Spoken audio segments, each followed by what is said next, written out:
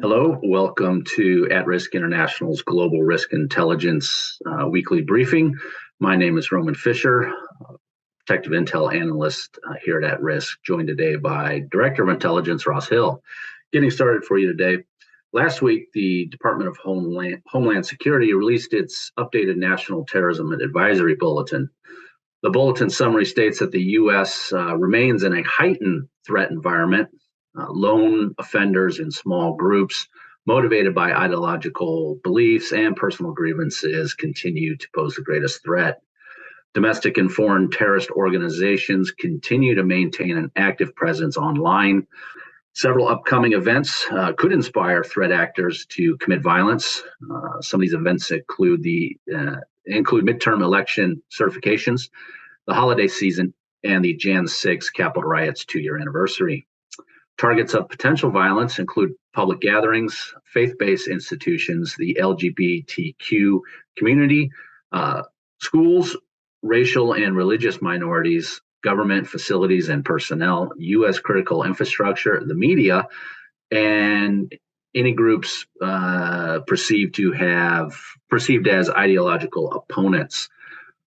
The report also contains resources for individuals and organizations to stay informed and prepare. Suggestions include be prepared for emergency situations and remain aware of circumstances that may place you at risk. Keep yourself safe online and maintain digital and media literacy to recognize and build resilience to false or misleading information. Prepare for potential active shooter incidents and enhance awareness of terrorist threats. And finally, to report potential threats using the nationwide suspicious activity reporting initiative. And now I will pass you on to Ross Hill. Ross? Thanks, Roman. So I thought this week we would take a look at what was happening with Iran, where we're into about 10 weeks of protests now. And as a result of those protests, Iran's Attorney General said that the country would abolish its morality police. The morality police were responsible for the death of the woman in custody that's triggered the protests. But this has kind of been denied by some state media. It is being reported that the law on wearing the hijab is being reviewed, and there might be a decision on that in the next couple of weeks. So we just have to wait and see what happens. But until that point, protests are likely to continue with associated violence, and there's a large demonstration planned for the 14th of December. At the same time those protests are going on, Iran's been supplying Russia with drones and ammunition for the war in Ukraine.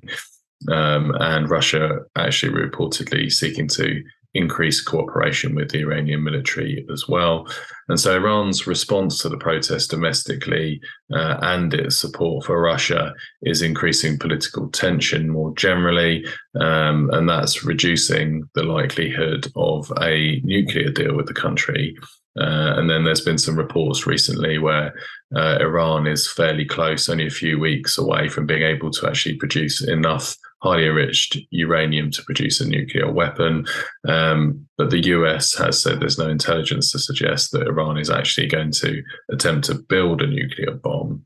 However, what it does is it does increase the risk of a military confrontation between Iran and either Israel that may carry out some further kind of sabotage against Iran's nuclear program, or actually more conventional military strikes, or the US as Iran kind of reaches that sort of nuclear breakout point. That's it from us this week. We hope you found the information useful, and we'll see you again soon.